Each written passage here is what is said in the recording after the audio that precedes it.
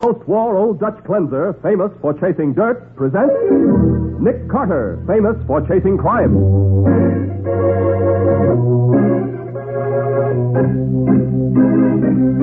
Every week at this time, two great names are joined, as new post-war Old Dutch cleanser brings you one of the most resourceful and daring characters in all detective fiction, Nick Carter, Master Detective.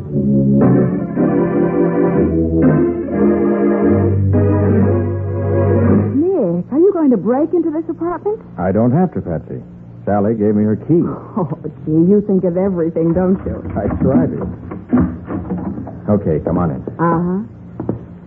Well, this is certainly a pleasant living room. Nothing sinister here. Uh-huh. Looks as though there are two bedrooms, too. Wonder whether this one is married. Let's see what... Oh. Great Scott. Nick. This girl's been shot through the temple. Oh, Nick, I wonder if she... Somebody just came in the front door. It's all right, Miss Carlyle. It's...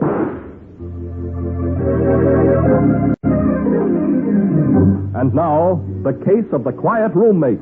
Today's adventure starring Lon Clark as Nick Carter. Brought to you by new post-war Old Dutch cleanser. It's late in the afternoon, and Nick and Patsy are in the lavish office of John Fenruss, president of the Fenruss department store. I'm glad you brought Miss Bowen to the store with you, Mr. Carter. She'll understand this business.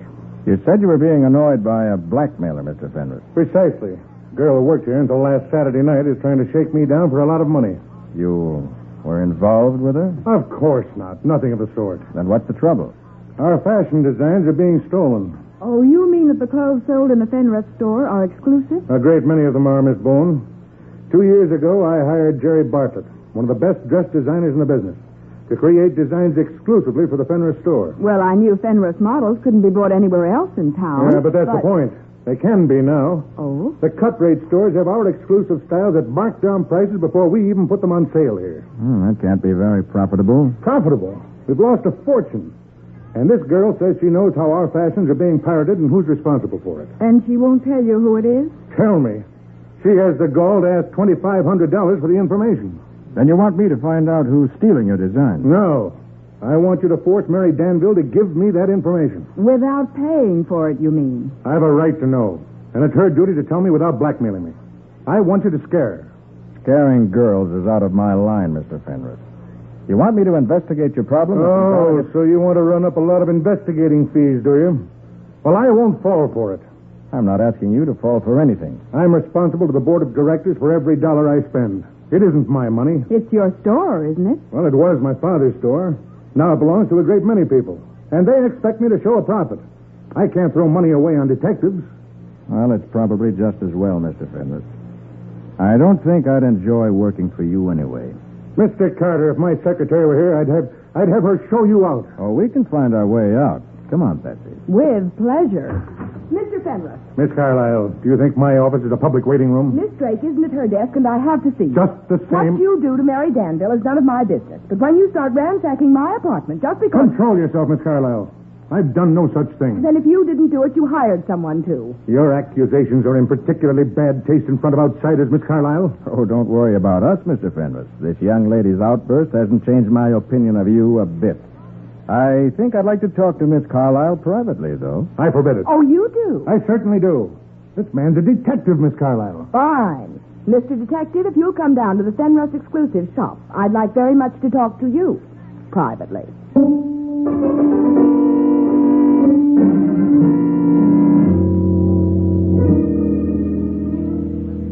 Well, I didn't imagine you'd have a private office like this, Miss Carlyle. Oh, yes, Mr. Carter. I'm in charge of the Fenruss exclusive shop. But with a job like that, I should think you'd be afraid to antagonize Mr. Fenruss. Wouldn't you hate to be fired? He won't fire me, Miss Bowen. What makes you so sure? Because Mr. Fenruss is the only person in the world who would have any reason for ransacking the apartment that Mary and I share.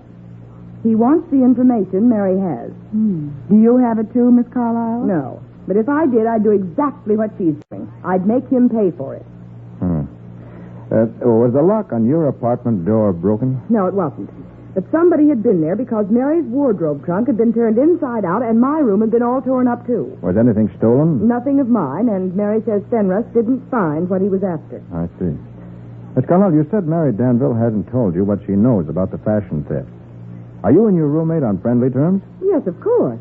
I got the store to hire her, and I also saw to it that she was pushed ahead. But she still doesn't trust you enough to tell you. That is not the point. She said I'd be better off not knowing. That what she'd discovered was dynamite. Look, Miss Carlyle, I don't want to alarm you, but can you get a room for yourself and Mary Danville at a hotel for a few nights? Why, I suppose so. And I'd do it if I were you. And I wouldn't let anybody know where I was staying. But everything's happened while I've been here at the store. Nobody would dare to try anything while Mary and I were at home. I'm not too sure of that. Is Mary at your apartment now? I think so. Why? I want to talk to her, and I'd also like to examine your apartment. Do you want me to take you there now? No, I want you to line up a hotel room. Besides, Patsy and I may do better talking to Mary alone. If you think... I don't think anything yet, Miss Carlyle, except that you may not find it healthy to stay in your apartment. All right, Mr. Carter, I'll do whatever you say.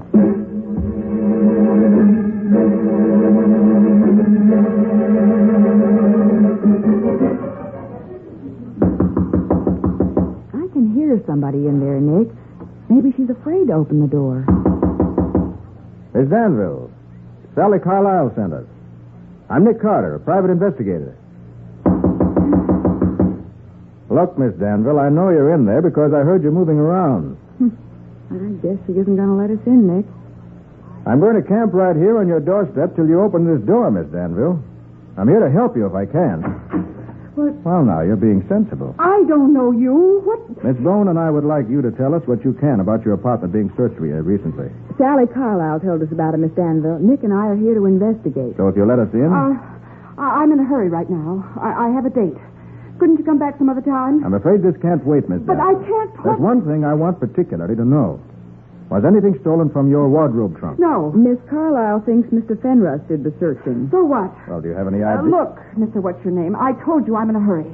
I'm late for my date now. Is your date with a gentleman friend? Well, yes, my date's with a man. Then we'll just talk to you here outside your door till he arrives. But I'm to meet him downstairs in the lobby. Oh? Your callers meet you in the lobby, do they? Look, I don't know you. Maybe you're a detective and maybe you're not. But until Sally's here to say you're okay, I'm not going to talk to you. I'm ready to leave and I'm going right now. You're making a mistake, Miss Danville. Maybe, maybe not. But don't try to follow me down to the lobby. If you do, I'll call the police. Very well. We won't even go down in the same elevator with you. Go right ahead. That's what I intend to do. Nick, aren't you going to follow her? No. Going to wait here and see what she does. Well, what do you expect her to do? Patsy, if you were Miss Danville, would you leave two strangers standing in front of your door after a conversation like the one we've just had? Well, that all depends. Depends nothing. You'd meet your boyfriend in the lobby and then get right back up here to see what's going on. Well, if you ask me, I don't think she has a date. You don't? No. And if she did, it wasn't with a man. Well, why do you say that? Well, she didn't powder her nose and it was shiny. And her lipstick wasn't on straight. No, Nick. I have a feeling she just wanted to get away from this apartment as fast as she could. Maybe you're right. Come on, let's get inside and see what was bothering her. What? Oh, Nick, you aren't going to break into that apartment, are you? Don't have to. Sally Carlyle gave me her key. Oh, gee, you think of everything, don't you? That's right, dear. All right, come on. Right. Well, it's certainly a pleasant living room. Nothing sinister here. Mm-hmm. Looks as though there were two bedrooms. I wonder which one is Mary Danville. Well, not this one. At least I wouldn't think so. Why not? Because the picture's on the vanity, and you'd hardly have your own picture in your room. Good girl. So Mary Danville's room must be the other one. Of course. Well, let's see what's there. Great Scott. Nick, no wonder Mary wanted to get away. This girl on the floor. She's been shot through the temple. Nick, do you suppose... Quiet. Somebody just came in the front door. Let's listen. Maybe we can hear something. Okay. Who's that? Who is it? You wait here, Sally. No, Jerry, don't. Let's get out of here and call the police. Nonsense. Whoever you are, come on out or I'll shoot. It's all right, Miss Carlyle. It's... Oh, Jerry, you fool. That's the detective. Oh, Mr. Carter, are you hurt? Not a bit, Miss Carlyle, but tell your trigger-happy friend to quit pointing that revolver at me. Oh, I'm sorry, old fellow, but I was nervous. After what's been happening here, It's good most people can't hit anything with a revolver. This is Jerry Bartlett, our fashion designer, Nick Carter, and his secretary, Miss Bowen. How do you do? I'm awfully sorry I frightened you, but I was... I thought I told you not to come back here, Miss Carlyle. I know, but I got to thinking about Mary Danville, and... Well, if it was dangerous for me to be here, it was dangerous for her, too. So I came up to get her. Well, she just left a few minutes ago. Oh, I see. Oh, well, in that case, Jerry, I suppose we might as well leave, too. Right. Just a minute, Miss Carlyle. Did you see your roommate in the lobby just now? In the lobby? No. Well, there's somebody else in this apartment. In one of the bedrooms. You mean you've caught our mysterious visitor? Oh, that's wonderful. But who is... Suppose you take a look. That's a good idea. Oh, no. No. Recognize her, Miss Carlyle? Of course we recognize her. But that's Mary Danville. What? You mean this murdered girl is your roommate? Yes. Oh, but why would anyone... Mr. Carter, you've got to catch her murderer. You've got to. I think I did catch her murderer, Miss Carlyle. But I let her get away.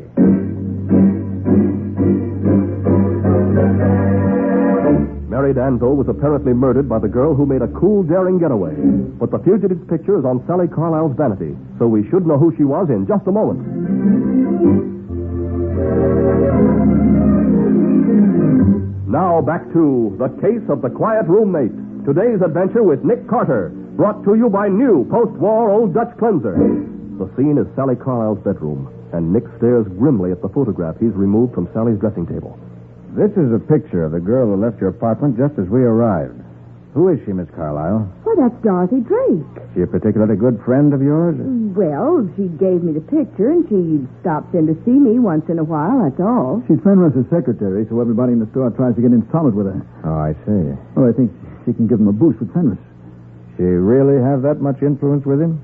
Well, if I think I'll have trouble getting Fenris to okay one of my fashion designs, I try to sell Dorothy on it first. If it's okay with her, he'll take it. Oh, then she gets to see your designs before they're approved? Well, sure she does. Uh-huh. Who else sees them? Well, Fenris, of course, and Sally here. Oh, yes, I see them, too. Do you think this Dorothy Drake would commit murder to help Fenris? You said she was here in this apartment when you got here, didn't you? Yes, she was. Well, I don't see why you let her get away. Well, she told us she was Mary Danville. We had no reason to doubt her. But she doesn't look the least bit like Mary. Don't forget, Miss Carlyle, I never saw Mary Danville before. And we didn't find Mary's body until after Dorothy Drake had left. She must have killed Mary. All you have to do is find her. You know where she lives? Well, sure, there's no secret about that. Over on Prince Street. But she won't be there. Mary must have known that she was the fashion thief. Oh, just a minute, Miss Carlyle. We can't assume that she's guilty of Mary's murder or of the fashion thefts either. You and Mr. Bartlett, Mr. Fenris all had access to the fashion designs. But if she isn't guilty, why did she run away? We don't know that she has run away. If she's smart, we'll find her at home. Let's see if she is smart.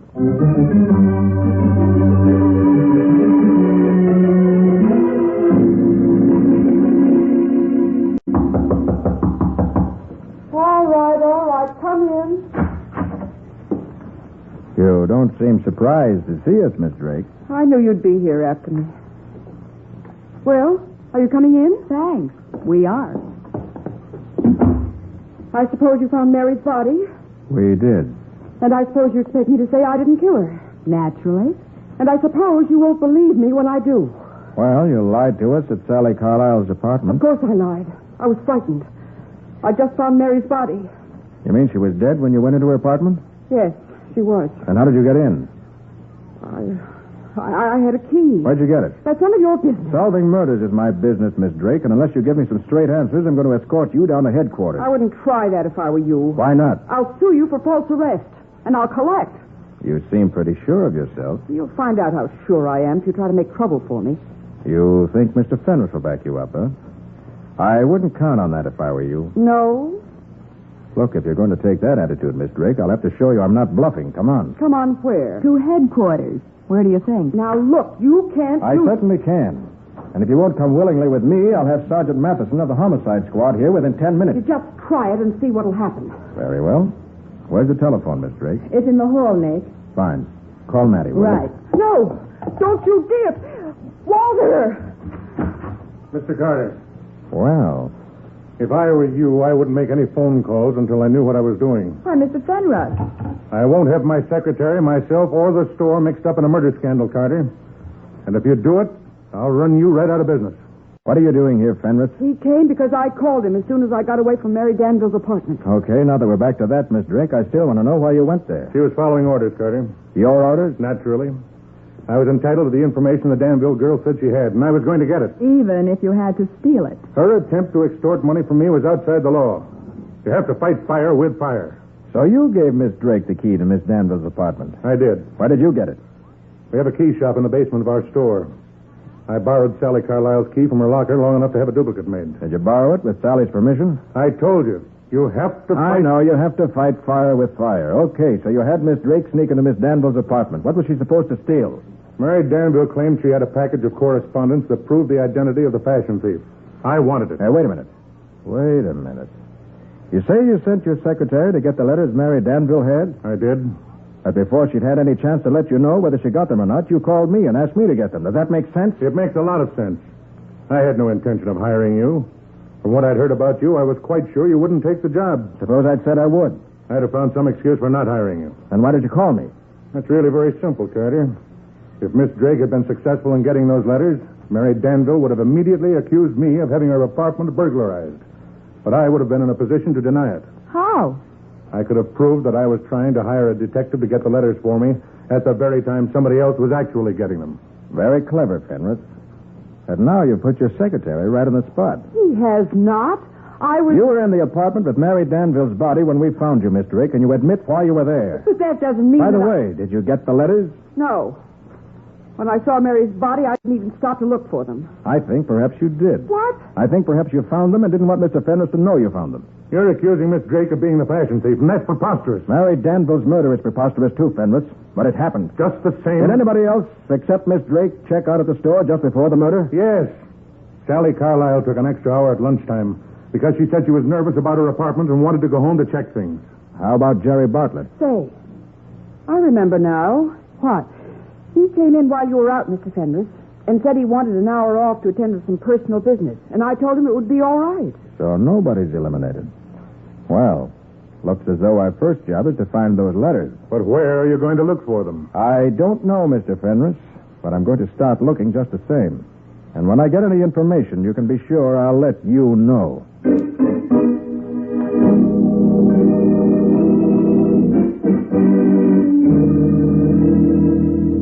Miss Bowen, what's the idea of summoning all of us here to Carter's office in this high-handed manner? He has some information for you. He isn't even here. He said he'd be delayed a bit, Mr. Fenris. Delayed? Doesn't he know my time's valuable? Should we go back to the store, Mr. Fenris? You can go back if you like, but I'm staying right here. Oh, you are you? We'll see about that. I'm staying, too.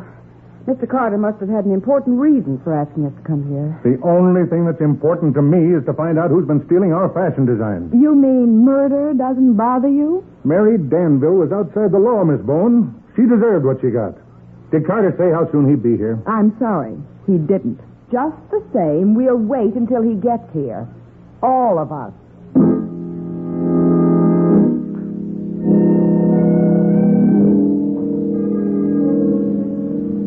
This is an outrage.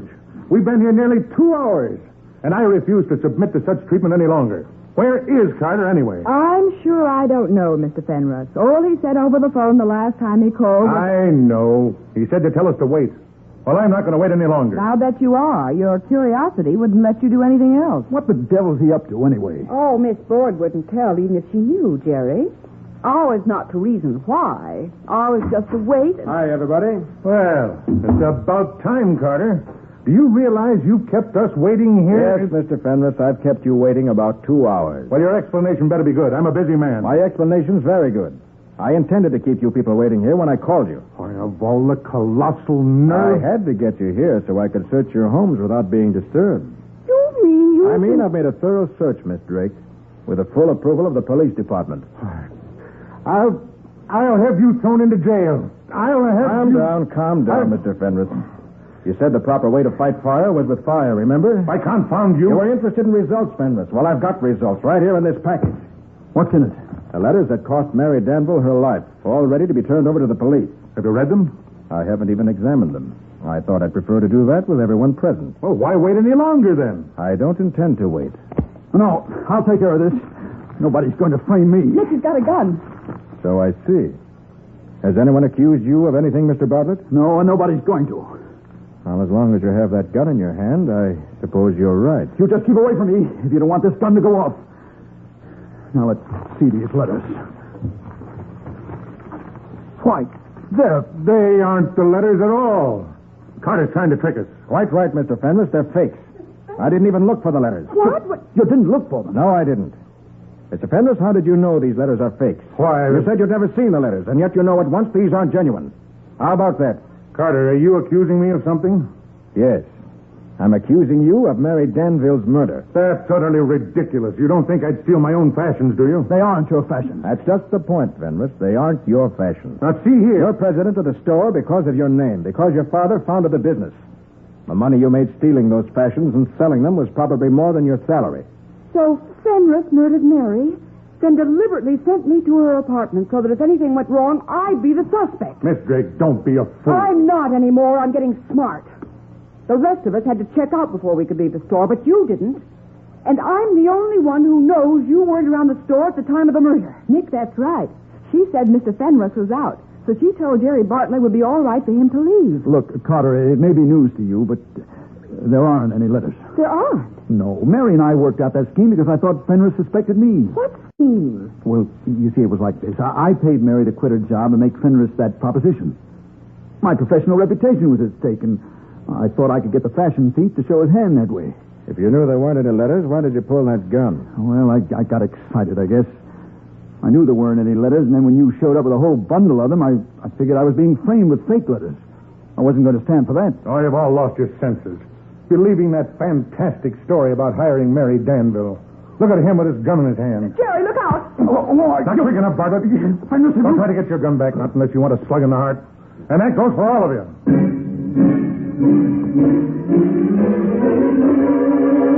Mr. Fenris, covering the group with the revolver he grabbed from Bartlett, edges his way toward the door of Nick Carter's office.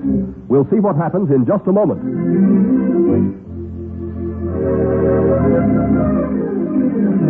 And now for the conclusion of The Case of the Quiet Roommate. Today's adventure with Nick Carter, brought to you by new post-war Old Dutch Cleanser.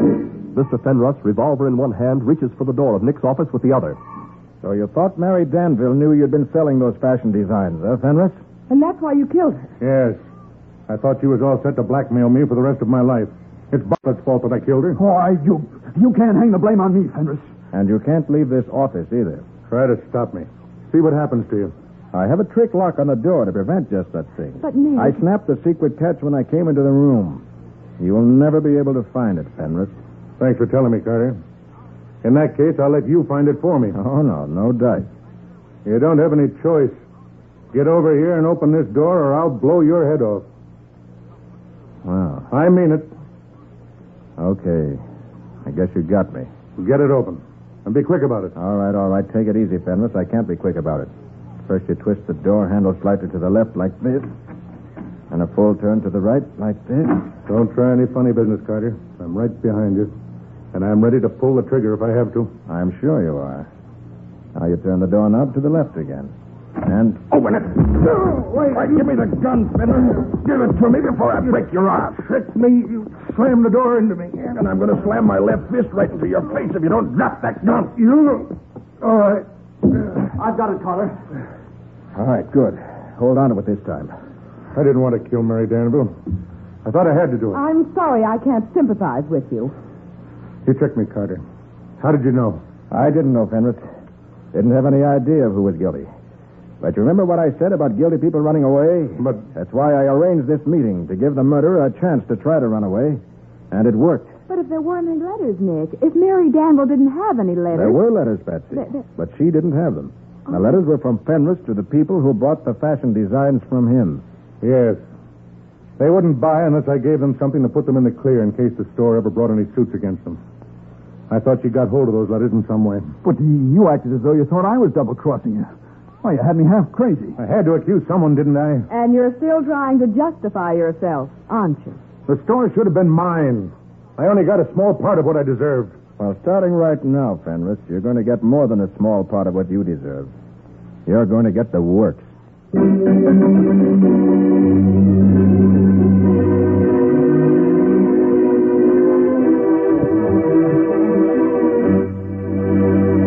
Well, Nick, let's hear something about the adventure new post-war Old Dutch Cleanser is going to bring us next week. Mike, it started when Patsy and I went on a visit to another city and were greeted by a welcoming committee. A welcoming committee with machine guns, no less. See, I went there to look for a gangster, but I spent most of my time looking for Patsy. You see, Mike, I found the gangster first, And I was sorry I ever did, believe me. Yeah, Patsy pretended to be a gun moll. She played the part entirely too well for her own safety. It sounds as though we're in for an exciting half hour, Nick. What do you call this adventure? I call it The Case of the Great Impersonation.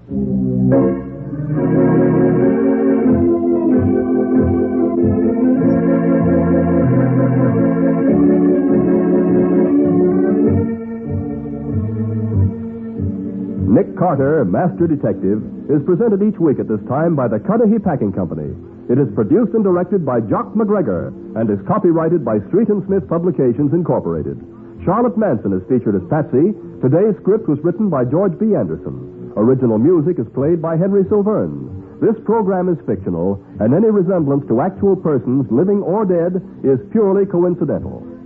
With millions of additional children entering our schools during the next few years, the nation faces serious educational handicaps.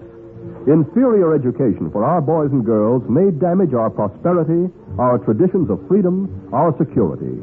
That's why we urge every adult to work with local civic groups and school boards to help improve educational conditions. Show by your interest and friendliness that you appreciate the importance of your children's teachers. They mold our nation's future. This is Michael Fitzmaurice saying, when minutes count, use new post-war Old Dutch cleanser.